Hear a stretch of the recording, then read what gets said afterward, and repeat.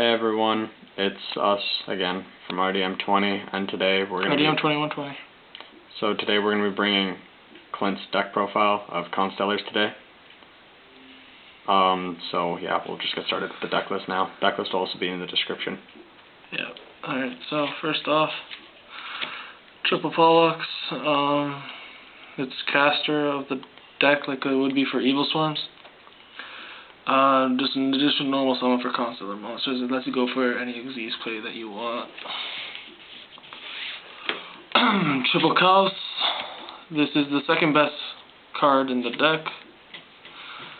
And it lets you go for Pleiades or any rank 5s that you so wish, or any rank 3s if you run rank 3s. Don't know why you would. This level manipulator. If every deck had a level manipulator, every deck would be meta, in my opinion. Just makes them so much better. Triple Sombras. Yep. Kyrkion for Constellars. Run 3 because you can't search it like you can search Kyrkion and Evil Swarms. We don't have no infection, so we have to run 3 and hope we draw it, otherwise we cry. Sheraton's not as reliable for those that run it. Oh, and you'll see that I don't run Sheraton because it's unreliable. Triple GD. It's kind of a weak card in the deck, sort of, because it can be Veilered, but that extra summon is just needed so badly, because everything in this deck is like pretty weak besides Chaos. And you need it for the extra summon, go in your Xyz plays. No Rescue Rabbit, so... no Rescue Rabbit, yeah.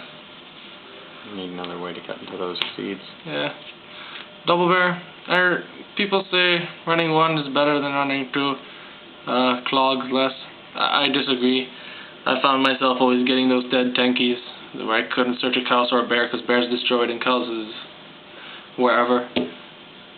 And I'd rather just have something to search and then, 3 targets for Bear. No matter what happens, I can just get rid of a monster easily.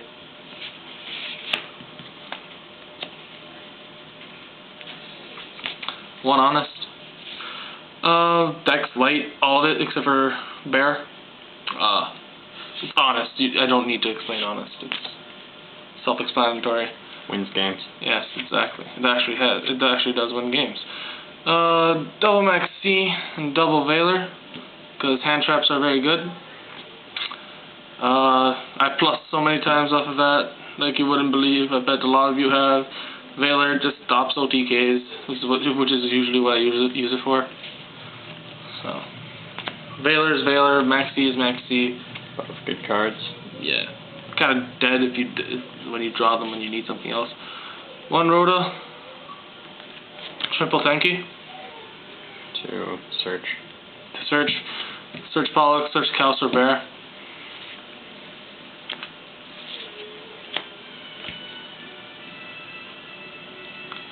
And that would be Kyle's brother.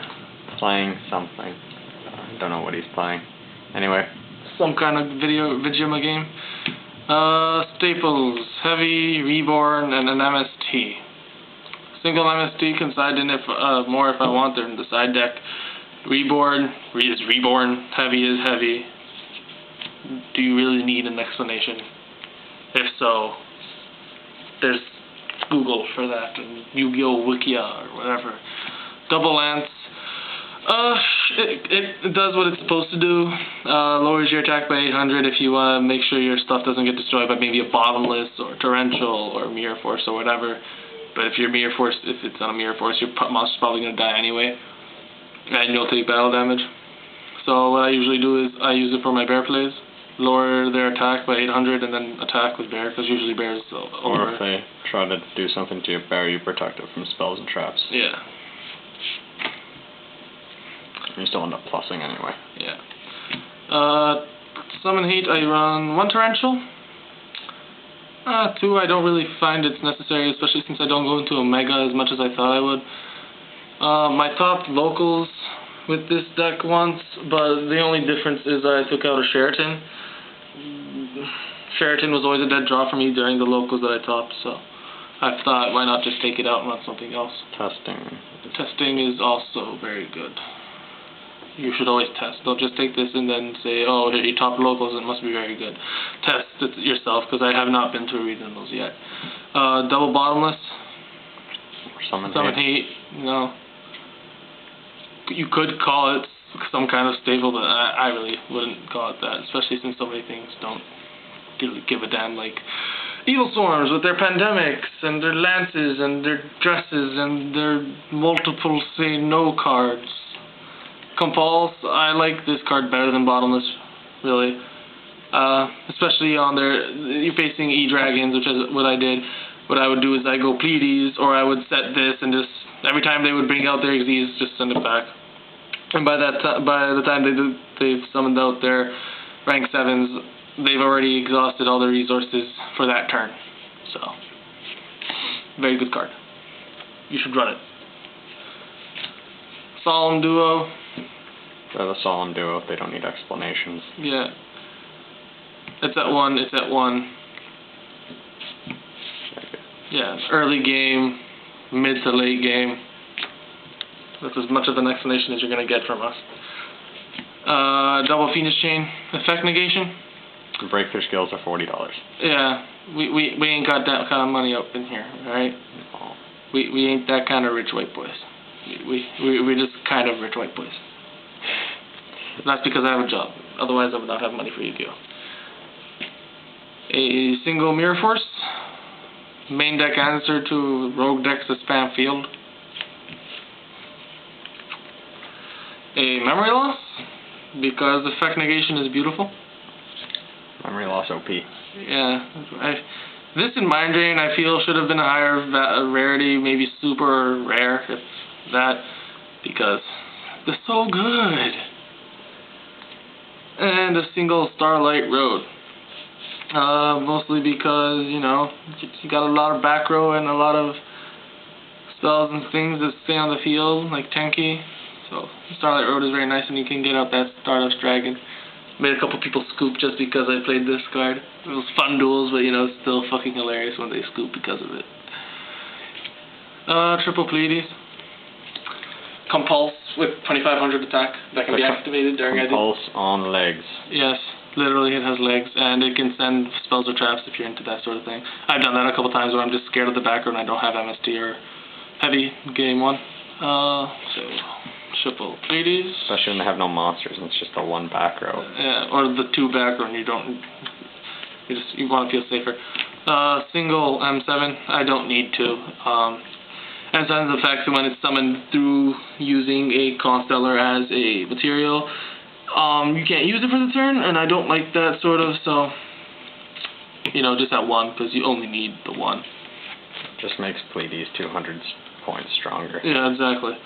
Double Omega, I thought of putting this at 1, but really, the options are limited. I mean, I could put Abyss Dweller in here or something else like that, but probably take one out for My Stroke, if that. It's Pandemic for Constellars, and it's a monster. So, a single Cowboy, because Cowboy wins games. Burn for 800. And if you didn't know, Cowboy had a first effect, which is when it's in attack mode, you can detach 1, and it will gain 1000 and make your opponent's monster lose 500. So that's very good. But everybody just uses it for that last 800 damage and be like, Cowboy for game, bitch. Take it in. Black Strip of Corn. It's black. It gets rid of stuff. It gets rid of Zen mains, basically, is what the only thing it's good for. Because everything else is over 2100. And burning for game. I guess burning for game too, but if you're burning for game, your opponent's probably got something on field that's a lot stronger than 2100. Shockmaster, because this is what won me the match against Prophecies, because he drew no Priestess, which is kind of luck, but you know, whatever. It just slowed them down a little bit. Just call spells, or Mermails call monsters. It really slows down Mermails. And then I was playing a couple games against a Mermail player today, and I wasn't drawing anything to it. I drew 2 Veilers and a Maxi, during the 3 turns, but he couldn't do anything. He had 1 back row set, and I attacked each turn, but he kept setting cards face down, so I didn't do any damage. And I ended up losing the game, but whatever. The single Ouroboros because it's splashable, and it's cool. I like it. It can win games if you use it in a situation. I don't go into it that much as much as I used to, but it's very nice to just like summon it. And then you have Volcasaurus. Burn for 2,500, and if they have a monster on field, you can attack the monster, but you can't attack directly. But that doesn't matter, because once you do that, you can just go into Gaia Charger. What Gaia Charger is, you can use rank 5 or rank 6 to go into this, and it's just 2,600, and does piercing damage. OTK, basically. Emerald, because you use a lot of resources, especially the monsters. Mini Pot of Avarice. It's good, and if you're for any other decks out there, you can use it to special summon a normal monster from graveyard. But that's the only thing. Star Liege, because Star Liege will negate Draco Sack and make him 0 attack. So yeah. And then Stardust, because for those of you. Yeah, Road. You can't make him any other way, but that is the deck profile. And now for a play. For this play, it is not the OTK, but it is a play that will win you a couple games.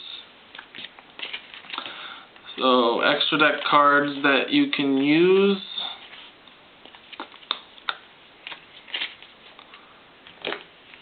Are Pleiades, M7, and Omega. M7 works sometimes, but you usually wouldn't use it.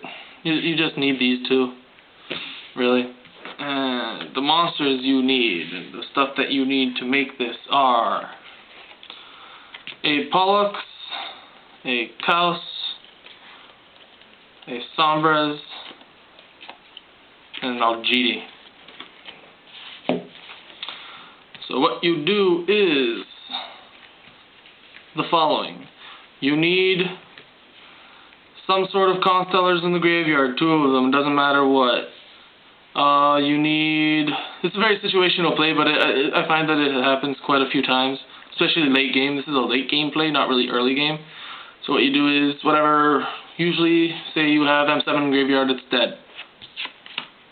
Banish M7, add Pollux to hand. Say you have Algidi and Kaos in hand, right? And summon Constellar Sombras, use its effect. Summon Pollux. Its effect doesn't activate, it's just automatic. Summon Algidi. At this point, if they didn't Veiler Sombras, they probably don't have a Veiler for Algidi, you'll just go ahead into Kaos. And then you'll make any of these 2 level 5. So what I usually do is I make Sombras and Algidi level 5 because they're the weaker ones. And I'll make Pleiades. And then I will make Omega. And then you have 49 damage, 4,900 damage. And if they activate Mirror Force or something, Omega will just say, nah, it's okay, bro. And if they had a monster, you can just bounce it back with Pleiades. And that's more than half their life points right there. So that's one play. So yeah, that's my deck profile and a little play that I came up with on my own. If somebody else did a video way before this, then I never saw it, so don't say I copied somebody else, because I didn't, I swear. Anyway, thanks for watching, guys.